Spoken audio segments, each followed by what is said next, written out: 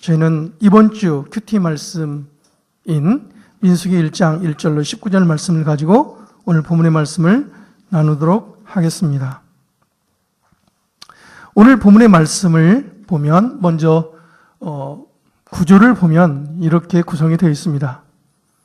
1절부터 4절까지 말씀을 여러분들이 이렇게 손을 그어주시고 1절부터 4절까지 말씀을 인구조사 명령이라고 해주셔도 됩니다. 인구조사 명령. 그런데 그 말씀을 다르게 말씀하면 무슨 말이냐면 하나님의 비전 제시라는 말로도 바꿔서 말할 수 있습니다. 두 번째는 5절부터 16절까지 말씀인데 하나님의 인선. 하나님이 사람을 인선하셨다. 그 다음에 세 번째 마지막 단락은 17절부터 19절 말씀인데 하나님의 명령대로 행함. 이렇게 이름을 붙일 수 있겠습니다. 오늘 본문의 말씀의 배경을 보면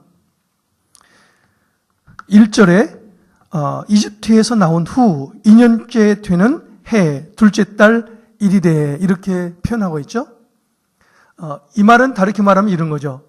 지금 애굽에서 출애굽한 이후에 이스라엘 백성들이 지금 시내산에 거한 지가 1년 1개월이 지났다.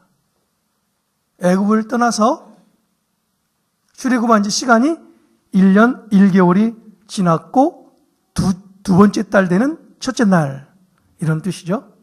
1년 1개월이 지나고 두 번째 달 첫째 날 이런 뜻이 되겠습니다.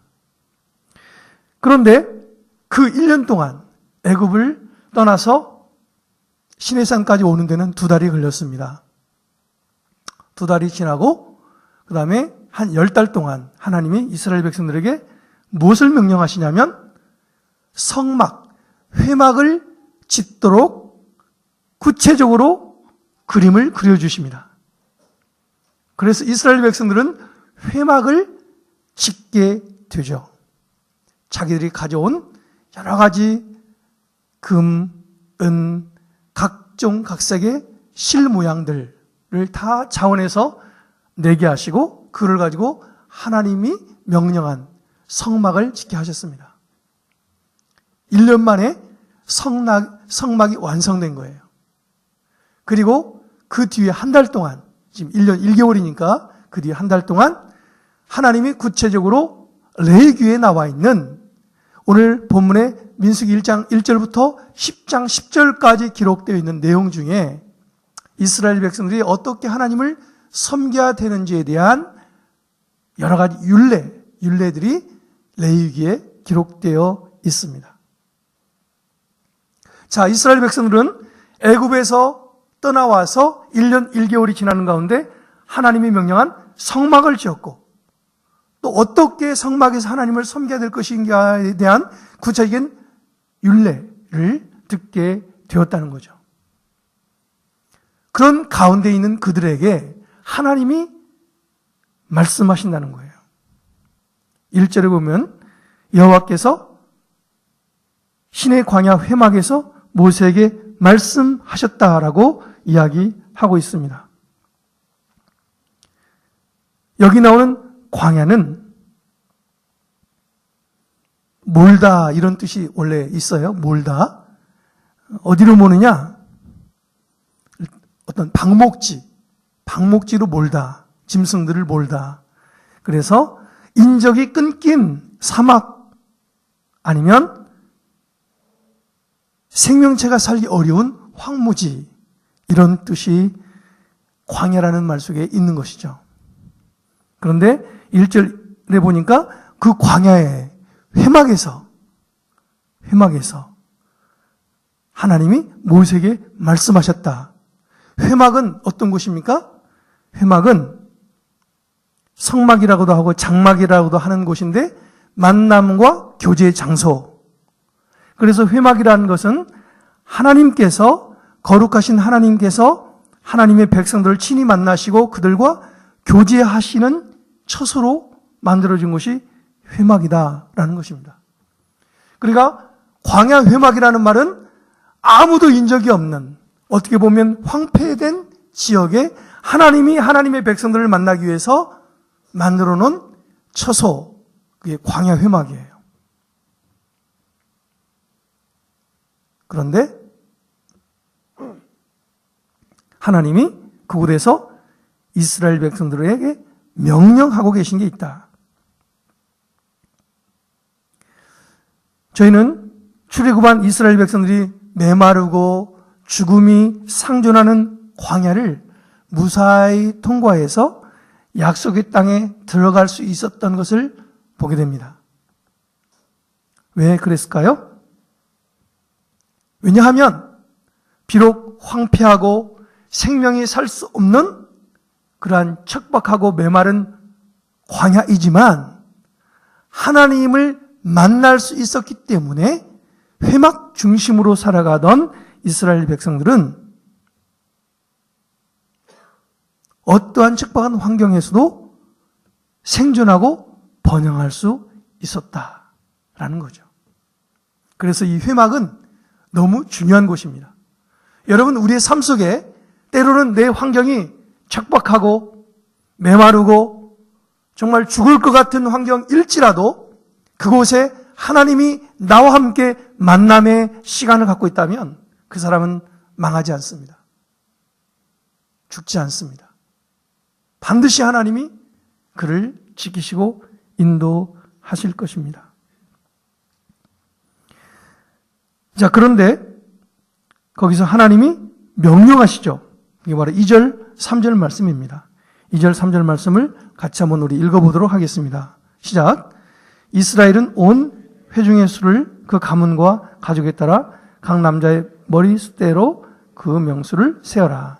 너와 아론은 전쟁에 나갈 수 있는 이스라엘 20세 이상 모든 남자들의 수를 부대별로 세어라. 여기서 이스라엘 온 회중은 바로 이스라엘 모든 백성들을 말하는 건데 그 온 회중들이 하나님의 언약 공동체, 하나님의 언약 공동체로 이스라엘 전체 집단을 강조하고 있는 것이죠. 근데 그들에게 말합니다. 가족과 가문과 가족을 따라서 20세 이상 되는 남자들의 수를 부대별로 세워라. 여기서 말하는 가족, 친척들의 집단, 아니면 문중, 가문, 지파 이런 의미를 가진 그 단어 중심으로 남자 수를 세어라 이렇게 이야기하고 있는데 가족 공동체 중심으로 인구조사를 명령하는 것은 어떤 혈연적인 공동체의 결집력을 의미할 수도 있지만 더 정확한 이유는 자기 존재에 대한 정확한 인식과 그 가문에 대한 올바른 역사인식, 더 나아가서는 선민으로서의 소속감과 동질성 회복에 대한 목적으로 하나님이 그렇게 명령하고 계시죠.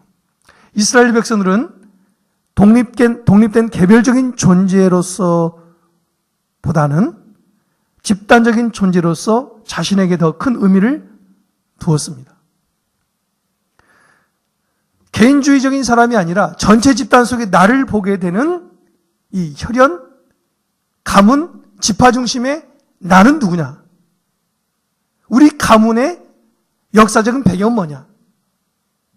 그래서 항상 공동체 안에 나를 보게 하는 시각을 하나님이 요구하고 계시죠.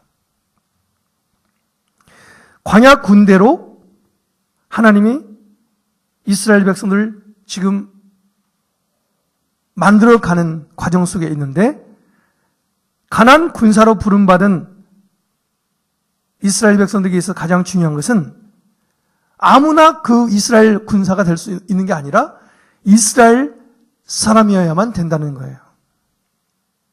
하나님이 특별히 부르시고 택하신 그들만이 하나님 나라의 군사로 부름받았다는 거예요. 하나님에게 속하지 않은 자는 하나님을 위해서 온전히 그리고 영원히 싸울 수 없다. 하나님 나라를 위해서 일할 수 있는 사람은 하나님 백성으로 부름받은 자에게만 주어지는 특권이요, 조건이죠. 근데 20세 이상의 남자들에게, 싸움터에 나갈 수 있는 자에게만 명령합니다. 민수기 1장에는 14번이나 20세 이상으로 싸움터에 나갈 수 있는 자라는 단어가 나오는데, 보통 이스라엘 백성들이 20세 이상을 성인으로 인식을 하는데, 이 성인으로 인식하는 그 나이는 어떤 육체적인 장성함을 말할 뿐만 아니라 정신적으로, 영적으로 능히 자기 임무를 완성할 수 있는 성숙한 자, 그런 뭔가를 해결할 수 있는 능력이 갖춰진 성인을 말하는 거죠. 그래서 성경에서 말한 20세 이상의 남자들은 이스라엘의 군대로 부름을 받게 되어 있는 거예요. 예외가 한 사람이 있어요. 누구냐면 레위인. 하나님만을 전적으로 섬기게 부름받은 레위인은 20세가 된 남자 청년이라도 그 사람은 하나님만 섬기도록 예외가 되어 있어요. 그 사람을 제외한 나머지 모두는 다 이스라엘 군대에 모집이 돼야 되는 거예요. 그 말은 또 무슨 의미가 있을까요? 하나님이 아무리 긴박하고 아무리 위기적인 전쟁 상황이 발생할지라도 하나님을 예배하는 일을 멈춰서는 안 된다를 강조하고 있는 거예요. 예외 상황이에요. 예외 상황. 아무리 어려운 상황이 있어도 예배를 멈춰서는 안 된다를 우리에게 말씀하고 있는 거죠. 그래서 그렇게 20세가 된 남자 청년들은 이스라엘 군대로 부름을 받아서 주의 나라를 위해서 싸우는 용사들로 그들은 부름받았기 때문에 건강하고 온전한 영적인 준비가 된 사람들, 그들은 다 하나님 나라의 전투자로, 군사로 부름을 받게 되어 있는 것이죠. 여러분, 우리의 인생을 나그네 길이라고 말합니다. 광야 인생이라고 말하죠. 오늘 하나님이 이 광야의 회막에서 이스라엘 백성들을 부르시고 그들에게 지금 20세 이상의 청년들을 다 불러서 하나님 나라의 군사로 모집하라고 지금 명령하고 있거든요. 우리 자신들을 생각해 볼 때 여러분, 나는 누구입니까? 나는 하나님을 군대 대장으로 모시고 살아가는 하나님 나라 일꾼으로 부름받은 사람들이 바로 크리스찬입니다. 그리고 우리 이 세상 속에서 하나님 나라의 군사로 부름받았다는 사실을 우리는 기억해야 돼요. 그래서 하나님의 그 부르심을 소명 안에 있는 영적인 군사로서 나는 악의 세력을 대적하고 영적인 성장을 방해하는 세력들과 싸워서 이기고 이 세상에 하나님의 나라를 세워가는 영적인 군사. 그거를 성경은 예수님께서 마태복음에서 산상수훈에서 뭐라고 말하냐면 너는 세상의 빛과 소금이 되라고 말씀합니다. 성도는 세상을 살아갈 때 책임이 있다는 거예요. 책임. 무슨 책임? 세상을 밝고 환하고 건강하게 만들어 가야 될 썩어지는 세상을 썩지 않도록 방부제 역할을 하는 책임을 가진 자. 바로 성도. 그것을 구약에 있는 민수기에서는 하나님 나라의 군사라고 말하고 있죠. 여러분, 저희는 우리 자신을 되돌아볼 때 나는 하나님의 영적 군사로 살아가고 있는지. 영적 군사의 특성은 뭡니까? 군사로 부름받은 사람이 게으르면 안 되죠. 나태해도 안 되죠. 그리고 나를 부르신 그분의 부르심의 소명이 뭔가를 늘 기억해야 하죠. 그래서 우리는 이 세상 속에서 하나님 나라의 군사로 부름받은 빛과 소금으로 세상을 아름답게 만들어가는 책임을 가진 자로 하나님이 나를 이곳저곳에 심으셨다. 나의 직장에도 나를 심으셨고 가정에도 심으셨고 내가 살아가면서 만나는 많은 사람들의 관계 속에 나를 심으셨다. 왜? 나로 하여금 세상을 아름답게 만들어 가려고. 근데 여기 보면 군대로 세워라 이렇게 말합니다. 군대로 세워라. 20살 이상 먹은 그 청년들 다 군대로 세워라. 이 말 속에는 하나님이 이스라엘 전체 백성들을 군사 체계로 조직하고 있다. 지금 이스라엘 백성들에게 하나님이 뭘 제시하고 있습니까? 그들이 지금 출애굽에서 시내산에 있는 광야 회막에 모여 있는데 그들이 지금 뭘 하고 있을지 모르는 거예요. 앞으로 어디로 가야 될지 모르는 거예요. 근데 하나님은 한 가지를 계속 기억하고 계십니다. 그게 뭐냐면 이스라엘 백성들의 조상인 아브라함과의 약속을 기억하고 있습니다. 너의 본토 친척을 떠나 내가 지시한 땅으로 가면 내가 너를 축복하겠다. 라는 하나님의 그 부르심에 반응했던 아브라함에게 약속했던 약속의 땅, 가나안 땅으로 그의 후손들을 이끌어 가시는 하나님의 큰 손이 지금 보이지 않지만 있는 거예요. 이스라엘 백성들이 430년 동안 종살이했습니다. 그들에게는 옛날에 이 노예 근성이 있어요. 노예 근성. 그리고 하나님을 어떻게 섬겨야 될지 잘 몰라요. 그래서 광야를 들어올 때 계속 불평하고 불만합니다. 왜 우리를 이렇게 힘들게 하느냐고. 1년 1개월이 지났습니다. 그들에게는 회막도 만들어졌고 그리고 어떻게 하나님을 섬겨야 되는지에 대한 율례를 가르쳐 주셨습니다. 그리고 그들이 구체적으로 그들이 나아가야 될 길을 제시하는 거죠. 너희가 가야 되는 곳은 광야를 지나 수많은 대적들이 너희를 방해하고 있지만 너희들이 그것을 뚫고 나가서 내가 너희 조상에게 약속한 약속의 땅으로 들어가야 된다. 근데 이스라엘 백성들은 아무 준비가 안 된 거예요. 그냥 오랑캐 군대. 원수들이 들어와서 공격하면 아무 대적할 힘이 없는 거예요. 그래서 하나님이 그들에게 구체적으로 군대 조직을 만들어 가도록 행정 조직을 개편합니다. 그래서 군대 체계로 다 바꿔가는 거예요. 그래서 회막을 중심으로 12지파를 3333으로 나눠서 12지파로 회막을 둘러치게 합니다. 그래서 하나님은 이스라엘 백성들의 군대 대장이 되어주셔서 그들의 갈 길을 지시하고 계시는 거죠. 여러분, 오늘날 우리는 하나님의 군사로 죄악과 싸우는 그 일에 부름받았다는 사실. 그래서 우리는 우리를 부르신 그 주님의 음성에 귀 기울이고 그분을 신뢰하고 나가면 우리는 반드시 승리하게 될 것입니다.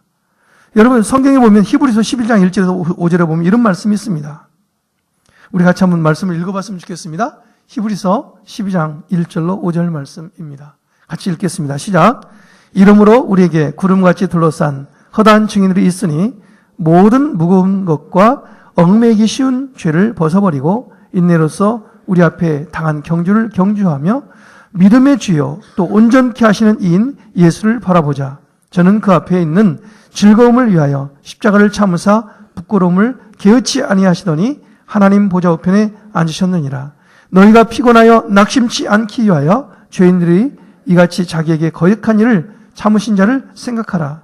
너희가 죄와 싸우되 아직 피 흘리기까지는 대항치 아니하고 또 아들들에 권하는 것 같이 너희에게 권면하신 말씀을 잊었도다. 일러스되 내 아들아 주의 경계하심을 경히 여기지 말며 그에게 꾸지람을 받을 때 낙심하지 말라. 우리는 하나님의 군사로 부름받아서 광야의 인생길을 걸어갈 때 수많은 지뢰밭들이 우리를 가로막고 방해하고 원수들이 공격하고 그러죠. 그럴 때 우리의 눈이 한눈을 팔면 넘어지게 되어 있어요. 그래서 우리를 부르신 믿음의 주 예수 그리스도를 바라보자 라고 성경은 우리에게 말씀하고 있습니다. 우리의 모든 삶 속에 우리는 하나님의 군사로 부름받았습니다. 그런데 우리가 매일매일 삶 속에 만나는 환경 속에 나를 넘어지게 하려고 하는 요소들이 많아요. 그때 우리가 잊지 말아야 될 것은 나를 온전케 하시는 분이 계시는데 바로 예수 그리스도를 바라봐야만이 내가 모든 문제를 해결할 수 있지, 그 어떤 문제에 묶이거나 환경에 묶이면 결국 넘어진다라는 이야기입니다. 어떤 환경 속에서도 믿음의 주를 바라보고 의지함으로 우리가 끝까지 승리하는 예수님의 군사들로 살아갈 수 있기를 주의 이름으로 축원합니다. 오늘 하나님은 1절부터 3절까지 인구 조사를 명령하셨죠. 구체적으로 30살, 20살 이상 되는 청년들을 모아라. 근데요, 430년 동안 종살이 하던 애굽에서 요셉이 애굽의 총리로 있을 때 아버지 야곱이 먹을 게 없을 때 그 아버지 가족들을 다 초청하지 않습니까? 그래서 이민을 갔죠, 애굽으로. 근데 그때 야곱의 이민 간 가족들이 70명이었거든요. 근데 430년이 지나는 가운데 지금 여기서 이스라엘 백성들을 세어보니까 200에서 300만이 되는 거예요. 모래알같이 많아진 거예요. 이 사건을 통해서 하나님의 은혜를 기억하게 하는 거예요. 누가 너희를 먹이고 입히고 여기까지 인도했느냐? 70명밖에 안 되던 야곱의 그 자손들을 한 가문이 아니라 한 민족으로 만들어서 신의 산에 인도하신 하나님. 근데 그들의 모든 필요를 그들은 해결할 길이 하나도 없어요.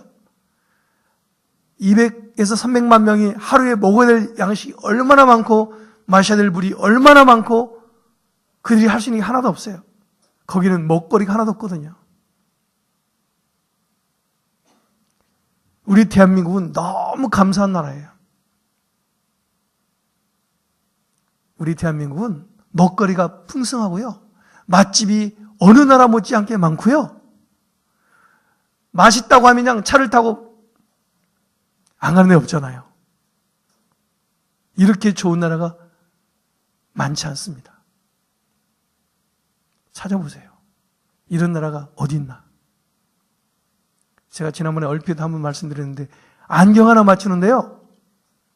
안경 맞추러 갔어요. 검사하고 나서 검사하는데 한 달 뒤에 오래요. 검사하러. 한 달 뒤에 갔어요. 검사하고 나서 한 달 뒤에 안경 찾으러 오래요. 얼마나 걸렸어요? 안경 하나 맞추는데 2달 걸렸다니까요. 우리 한국은 안경점에 가면 똑딱똑딱 쓰세요. 이런 나라가 없다니까요. 뭐든지 먹고 싶다 하면 마구 만들어주고 저녁 내내 공급해주고. 근데요, 광야는 그렇지가 않아요. 광야는 먹고 싶어도 먹을거리가 없어요. 그 많은 인구가 먹으려면 얼마나 많은 게 필요하겠습니까? 그들이 해결할 수 있는 게 아무것도 없어요. 근데 하나님은 그들에게 만나를 주시고 메추라기를 주시고 반석을 깨뜨리시고 마실 물을 공급하시고 계속 그들에게 하나님이 공급자가 되어주지 않습니까? 자, 하나님은 그들에게 인구조사를 명령했고 그들이 가야 될 비전을 제시하고 계시는 거예요. 너희가 머물 곳은 이곳이 아니다. 너희가 가야 될 곳이 있다. 그러기 위해서 너희가 조직을 갖춰라. 그러면서 하나님이 또 배려하십니다. 뭘 배려하시냐면 4절이에요. 4절. 4절 말씀을 한번 읽어보도록 하겠습니다. 하나님이 모세와 아론에게 얼마나 또 배려를 하시는지 모르겠어요. 4절 말씀을 읽어보겠습니다. 시작. 그리고 각 지파에서 각 가문별로 지도자가 한 사람씩 나오게 해 너희와 함께 일하게 하여라. 세상에 하나님이 친히 인선해 주시는 거예요. 누구누구와 함께 일해라. 여러분, 어떤 나라 역사 속에서 하나님이 택한 사람들을 보내가지고 네가 이 사람들하고 일해라 이렇게 말한 민족이 없어요. 이스라엘 백성들은 하나님이 모세와 아론에게 장차 너희가 광야를 지나고 약속의 땅에 갈 동안에 너희를 도와야 될 지도자들이 있다. 하나님 친히 택하셔가지고 그들에게 동역자로 세워주십니다. 여러분, 만남은 너무 중요한 거예요. 모세에게는 좋은 동역자들을 하나님이 만나게 하시는 거죠. 학생들에게 어떤 만남이 필요합니까? 좋은 선생님을 만나야죠. 좋은 선생님 만나면 학생 인생이 바뀌죠. 좋은 친구를 만나도 인생이 바뀝니다. 여러분, 좋은 선생님 만나고 좋은 친구들 만나셨죠? 나는 한 번도 좋은 선생님 못 만났다. 그 불쌍한 사람이에요. 좋은 친구를 만나본 적도 없다. 아주 힘들어요. 근데 좋은 선생님을 만나고 좋은 친구를 만나는 사람들은 인생이 꽃이 피게 됩니다. 도움이 필요한 사람이 있어요. 도움이 필요한 사람. 근데 어떤 사람은 막 도와주고 싶은 마음이 있는 사람이 있어요. 여러분, 도움을 받아야 될 사람이 지금 급박한데 나는 정말 이런 사람 만나면 도와줘야 되겠다고 마음먹은 사람을 만났다. 이게 얼마나 큰 축복입니까? 안 도와주려고 하거든요. 저는 어떤 사람 보면 막 도와주고 싶냐면요, 한국말 잘 못하는 외국 사람들이 막 헤매고 다녀요. 그냥 여기저기서. 그런 사람 보면 막 가만히 못 있겠어요. 그냥. 여러분은 어떤 사람 보면 도와주고 싶습니까? 누군가를 만나는 게 되게 중요한데 그 누군가를 잘 만나면 우리 인생에 꽃을 피는 거예요. 여러분, 어제 우리나라에 19대 대통령 선거가 있었습니다. 오늘 문재인 대통령이 당선이 됐네요. 대통령이 내가 되고 싶다고 대통령이 되나요? 아무리 내가 유능하고 똑똑해도 나 혼자 대통령 되는 거 아니에요. 누군가 나를 도와주고 밀어주고 끌어주고 나와 함께 할 수 있는 그 믿음의 동역자들이 나를 도와줄 수 있는, 나를 도와주면서도 막 기뻐서 도와주고 싶은 사람들이 내 주위에 많아야 대통령이 되는 거예요. 대통령 혼자 되는 게 아니에요. 백성들이 이 사람이 우리 대통령이 됐으면 좋겠다고 몰표를 막 찍어줘야 되는 거예요, 이게. 저는 1등하고 2등하고 500만 표 이상이 날 줄 생각을 못 했거든요. 그만큼 백성들이 이 사람이 대통령이 됐으면 좋겠다라고 몰아줬다는 거죠. 그래서 국민들은 대통령을 잘 만나야 돼요. 그래야 나라가 건강해져요. 성도들은 좋은 교회를 만나고 좋은 목회자를 만나야 돼요. 그게 행복한 사람이 되는 거예요. 근데 모세와 아론에게 하나님이 그 지파에서 아주 훌륭한 일꾼들을 뽑아가지고 너가 이들과 함께 일해라 하고 하나님이 보냈다. 하나님의 사람들을. 이 얼마나 큰 축복입니까?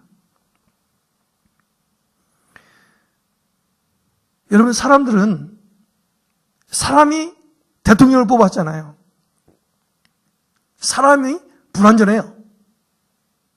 우리가 하는 일은 완벽하지가 않아요. 그래서 대통령을 뽑으면 대통령이 잘할지 못할지 몰라요.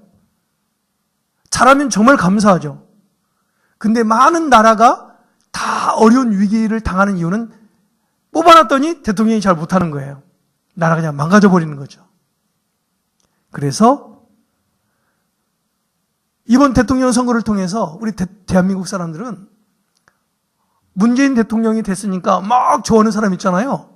보니까 41%인가 되더라고요. 그러면 10명 중에 4사람은 막 박수치지만 나머지 6사람은 박수 안 칠 수 있어요. 그럴 때 그럼 우리 크리스찬은 어떻게 해야 됩니까? 이런 질문이 나오잖아요. 하나님의 백성은요, 한 가지 인정해야 될 게 있어요. 내 마음에 들든 안 들든 권세를 주시고 어떤 대통령의 그 자리를 허락하는 분은 하나님이세요.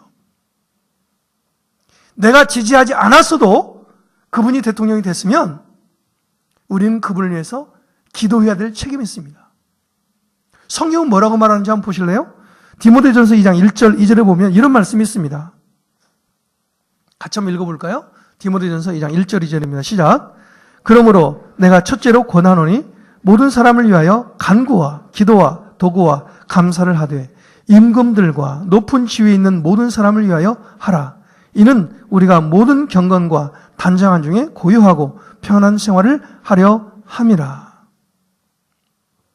이번 대통령 선거를 치르기까지 대한민국에 아픔이 있었습니다. 대통령이 탄핵당하고 정말 백성들끼리 분열하고 혼돈이 깊어지고 그런 사회였는데 이제 대통령이 선출됐어요. 그러면 이제는 우리가 기도해야 돼요. 하나님, 대통령을 비롯해서 앞으로 세워질 모든 지도자들이 하나님이 기뻐하는 정책을 펴게 하시고 그들에게 지혜를 주셔서 이 나라가 하나님이 원하는 국가로 세워지도록 도와주십시오. 그렇게 할 때 성경은 말합니다. 높은 지위에 있는 모든 사람을 위해서 기도하면 우리가 모든 경건과 단정한 중에 고요하고 평안한 생활을 하게 하려 하십니다. 지도자를 잘 만나는 것 축복이고 좋은 믿음의 동역자를 만나는 것도 축복입니다.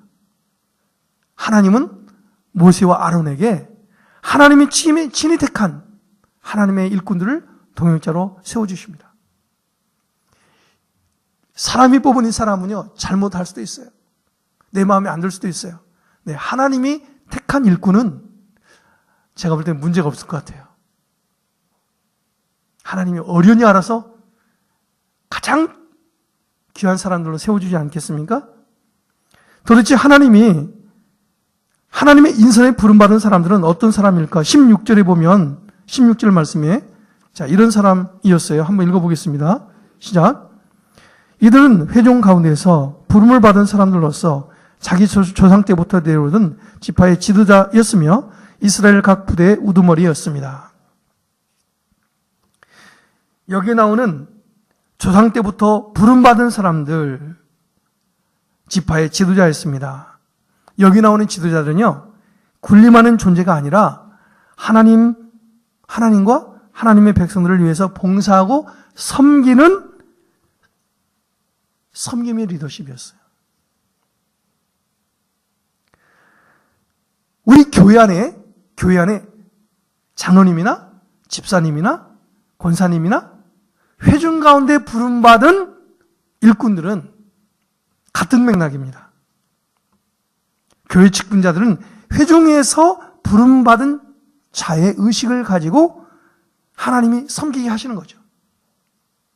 그럴 때 그렇게 부름받은 하나님의 일꾼들은 겸손으로 허리를 동여야 된다는 거예요.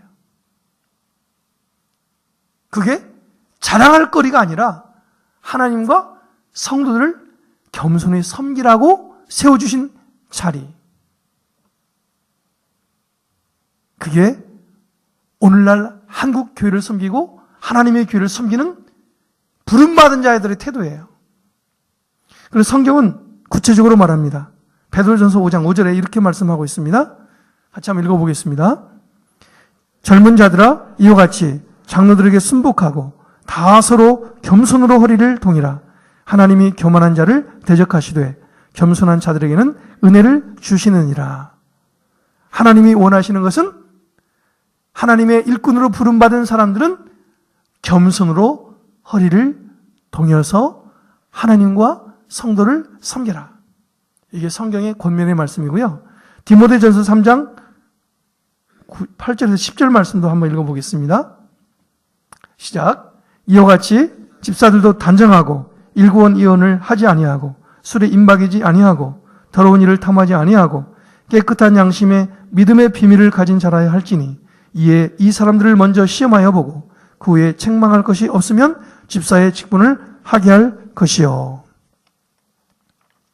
하나님이 택하시는 사람들의 특성, 하나님 앞에 겸손하다, 단정하고 일구이연하지 아니하고 나쁜 습관에 묶여있지 아니하고 더러운 일을 탐하지 아니하며 깨끗한 양심과 믿음의 비밀을 가진 자로서 매사가 본이 된다. 책망할 것이 없다. 그런 사람들을 하나님이 지도자로 세운다는 거예요. 그래서 하나님 나라의 교회 일꾼으로 부름받은 사람들은 기본적으로 하나님이 이렇게 인정한다는 거예요. 그래서 이러한 리더십으로 우리가 섬기고 살아야 된다. 마치 하나님이 택하셔서 모세와 아론을 섬기도록 도왔던 지도자들의 모습처럼 그렇게 하나님이 우리에게 부탁하고 있는 거죠.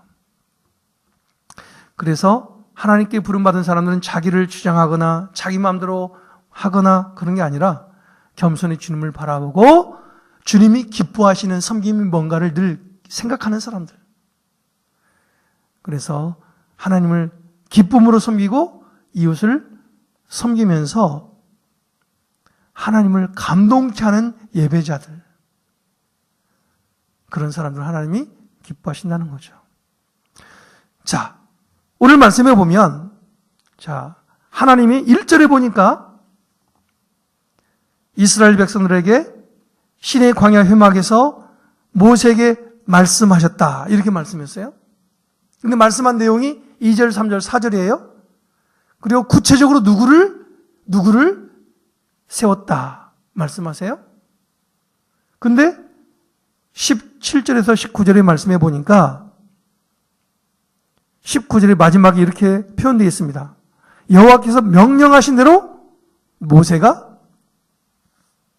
이스라엘 온 회중의 수를 세었다. 오늘 1절에는 하나님이 말씀하셨다.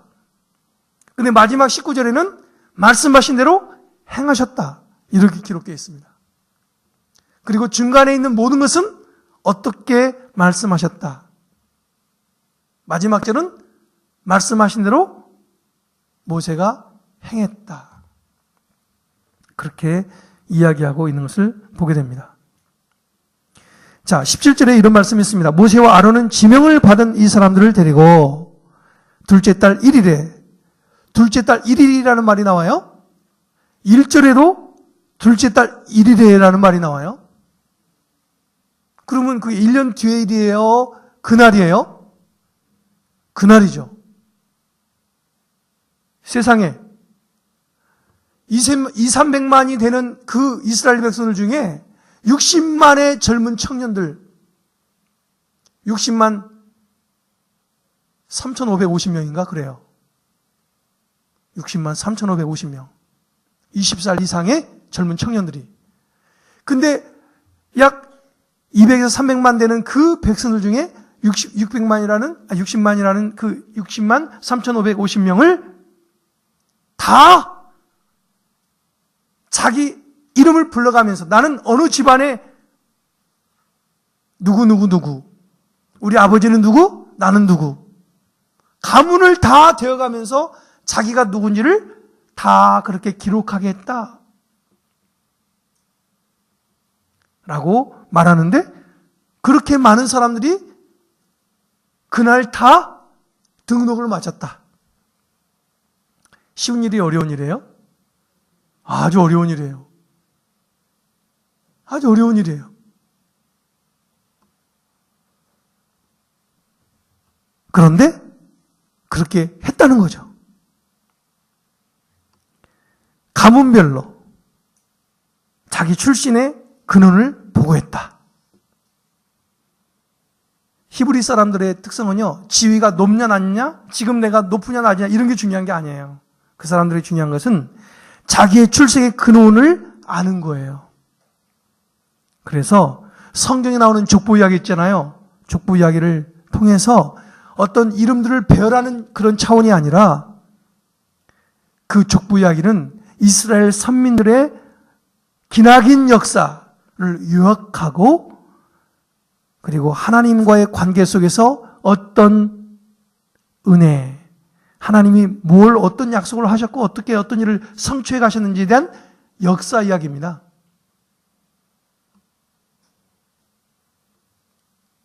그런데 그 모든 근원을 다 보고하고 당일에 그 모든 일을 60만이 넘는 인원들을 파악하고 등록시켰다. 그 말 속에는요, 이스라엘 백성들이 하나님의 말씀에 순종하고 열심히 뭔가를 실행했다 이거예요. 그것은 군사로서의 자세와 태도예요.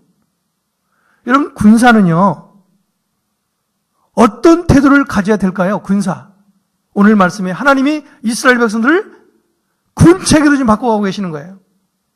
그리고 전쟁에 나가서 싸울 수 있는 20세 이상의 청년들을 다 지금 소집해가지고 60만 3,550명이 지금 등록이 됐어요. 모세와 아론은 12지파의 두령들과 함께 하루에 그 일을 다 마쳤습니다. 군사로 부름받은 사람들의 특성은 어떠해야 된다는 것일까요? 디모데후서 2장 4절에는 이런 말씀이 있습니다. 한번 말씀을 읽어봤으면 좋겠어요. 시작. 군사로 다니는 자는 자기 생활에 얽매이는 자가 하나도 없나니 이는 군사로 모집한 자를 기쁘게 하려 함이라. 군사로 부름받은 사람은 자기를 얽매이지 않는데요. 그리고 나를 부르신 분의 뜻이 뭔가를 알아서 그 일에 충성한다는 거예요. 그 말을 들으니까 한 사람이 탁 생각이 나요? 여러분 누가 생각이 납니까? 저는 우리야가 생각이 납니다. 우리야. 다윗은 우리야의 아내를 보고 간음을 하는데 그 종은 그것도 모르고 자기 주군에게 죽도록 충성하는 우리야. 결국에는 죽임을 당하는데도 충성하는 우리야. 자기를 얽매이지 않는 거예요. 다윗이 어떤 정책을 씁니까? 자기가 간음해놓고 아기를 가지니까 속이려고 우리아한테 들어가 자라고 그러죠. 우리아는 주군이 이렇게 열심히 일하시고 내 부하들이 전쟁터에 싸우는데 내가 어떻게 편히 자고 있습니까? 절대로 못합니다. 그러니까 그냥 결국 죽여버리잖아요. 정말로 군사로 다니는 사람들의 태도는 어떻게 해야 될까? 아브라함이 하나님에게 명령을 들었습니다. 너의 이삭, 독자 이삭을 제물로 드려라. 세상에. 주실 때는 언제고? 죽이라고 할 때는 언제고? 저 같으면 따질 것 같아요. 근데 아브라함은 그 말에 따지지 않습니다. 하나님께서 내 아들 이삭을 죽이면 하나님이 그를 죽은 자 가운데서 살리실 것을 믿고 그는 칼로 찌르려고 합니다. 100% 순종.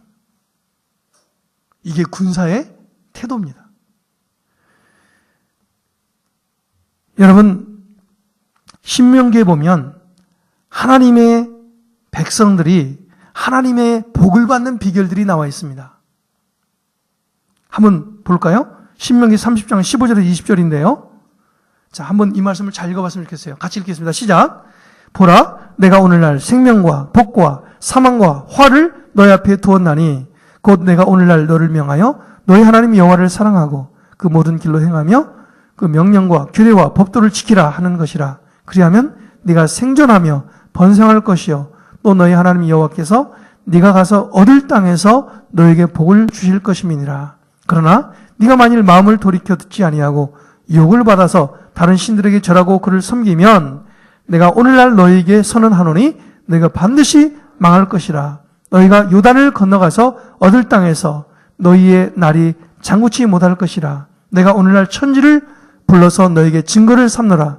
내가 생명과 사망과 복과 저주를 너희 앞에 두었은즉 너와 너희 자손이 살기 위하여 생명을 택하고 너희 하나님 여호와를 사랑하고 그 말씀을 순종하며 또 그에게 부종하라. 그는 너희 생명이시요 너희 장수시니 여호와께서 너희 열조 아브라함과 이삭과 야곱에게 주리라고 맹세하신 땅에 네가 거하리라. 하나님이 군사로 부름받은 우리 인생 속에 복도, 생명도, 사망도, 화도 우리 앞에 놓으셨다는 거예요. 문제는 우리의 자유의지예요. 내가 하나님 앞에 어떠한 군사의 자세로 살아갈 거냐. 20절에 이렇게 말해요. 너희 하나님 여호와를 사랑하고 그 말씀에 순종하며 또 그를 따르면, 이런 뜻이에요. 부종하면, 따르면 그는 너의 생명이시요 너의 장수시니 너희 여호와께서 너희 열조 아브라함과 이삭과 야곱에게 주리라고 맹세하신 땅에서 내가 거하리라. 하나님이 약속하신 것을 다 받아 누리게 된다는 것이죠. 여러분, 우리가 하나님의 군사로 부름받은 성도로 이 시대에 우리는 이 대한민국 땅에 살아갑니다. 그때 우리가 잊지 말아야 돼요. 나는 하나님 나라의 군사로 부름받았다. 그래서 세상의 빛과 소금으로 하나님 나라를 건설해가는 그 일에 나를 부르신 분이 계시다. 그분의 부르심의 계획이 뭔지를 묵상하지 아니하면 우리는 게으른 군사가 될 수 있어요. 나태한 군사가 될 수 있어요. 내 마음대로 행동하는 군사가 될 수 있어요. 나를 부르신 분과 아무 상관없이 살 수 있어요. 그래서 하나님의 명령대로 듣고 행했던 모세처럼, 그리고 이를 연기하지 않고 그 대군 60만 3,550명을 당일에 등록을 시키고 완성했다. 그리고 그들 출발할 날을 기다리고 있는 하나님의 군사들, 너무 대단한 군사들을 보게 됩니다. 저희들 삶 속에 하나님이 군사로 부르심을 우리가 한번 기억하고 그 하나님 안에서 늘 우리가 깨어서 있는 하나님 나라의 군사들 될 수 있기를 주의 이름으로 축원합니다. 오늘 여기 말씀해 보니까 하나님 나라의 일은 혼자 하는 게 아니라 팀워크요 공동체로 섬기는 것이다 를 이야기하고 있어요. 16절에 아까 이야기했어요. 16절에 어떤 말씀이 있었냐면 이들은 회중 가운데서 부름을 받은 사람들로서 자기 조상 때부터 내려오던 지파의 지도자였으며 이스라엘 각 부대의 우두머리였습니다. 하나님이 모세와 아론에게 동역자를 보내주셨는데 하나님 나라의 일은 절대로 혼자 하는 게 아니다. 그래서요, 나 혼자 뭐 하려고 하면 안 돼요. 교회는 공동체예요. 그래서 우리 믿음의 성도들은 공동체 안에 동역자가 필요합니다. 동역자. 성도 간에 화목하게 지낼 수 있는 사랑 공동체. 그리고 하나님의 일을 기쁨으로 같이 감당할 수 있는 동역자. 내가 잘못하면 용서받고 누가 잘못하면 용서해 줄 수 있는 그런 생명 공동체. 그래서 우리가 서로 피차 복종함으로 하나님 나라를 이뤄가는 믿음의 동역자. 여러분에게는 어떤 동역자가 있습니까? 좋은 만남도 중요하다고 그랬어요? 좋은 교수님, 좋은 친구들, 좋은 직장의 동료들 다 중요하죠. 근데 그것에 못지않게 중요한 게 뭐냐면 믿음의 동역자예요. 함께 천성을 향하여 나아갈 때마다 함께 도전을 하고 도전받을 수 있는, 어려움이 있을 때 서로 짐을 짊어질 수 있는 믿음의 동역자. 이것은 어떠한 사람들보다 소중한 존재들이죠.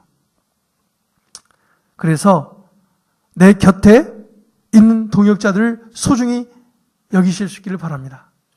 그리고 감사하는 마음으로 서로 사랑할 수 있고 서로 동역할 수 있는 생명 공동체, 동역자를 이룰 수 있기를 주 이름으로 축원합니다. 오늘 말씀을 정리하면 이렇습니다. 첫째, 1절부터 4절까지 하나님은 이스라엘 백성들을 하나님의 군사로 부르게 하시고 구체적으로 행동 지침을 주십니다. 그리고 하나님이 더불어서 그들에게 하나님이 택한 일꾼들을 인선해서 동역자로 세워주십니다. 마지막은 그 명령을 들은 하나님의 군사된 모세와 아론, 그리고 함께 동역했던 각 지파의 우두머리들은 일사불란하게 동일한 마음으로 그 수많은 사람들을 다 등록하게 만들었다. 하나님의 명령대로 행했다. 하나님은 비전을 제시하고 그들에게 할 일을 명령했을 때 그들은 아멘으로 받아가고 즉각 반응을 통해서 순종하고 행동했다. 우리 믿음의 성도들이 가져야 될 신앙의 모습, 나를 군사로 부르신 그 주님의 부르심에 내가 어떻게 반응해야 될지에 대한 기본적인 내용들을 오늘 말씀하고 계십니다. 우리 삶 속에 우리는 인생의 광야를 걸어갑니다. 때로는 내가 생각지도 못한 수많은 지뢰밭이 내 앞을 가로막을 수 있습니다. 고통스러운 환경, 힘들고 어려운 환경 많이 있을 수 있습니다. 그럴 때마다 내가 바라봐야 될 것은 주위 환경이 아니에요. 나를 부르신 주님을 바라봐야 돼요. 믿음의 주여 온전케 하시는 주님을 바라보자. 그리고 내가 할 일은 나의 주어진 환경 속에서 순종하고 그 말씀에 복종하고 최선을 다해서 하나님의 말씀에 순종하고 걸어가는 거예요. 그 주님을 신뢰하는 거예요. 순종하는 거예요. 그럼 하나님이 우리를 위해서 예비하신 축복과 생명을 주시겠다고 약속하셨습니다. 이러한 약속에 참여하고 하나님의 복을 받아 누리는 하나님 나라의 군사로 매일매일 승리하시며 세상 속에서 거룩한 영향력을 미치는 주님의 군사들 되시기를 주 이름으로 축원합니다. 우리 같이 찬양 한 곡 드리고요. 우리 같이 기도하기를 원합니다.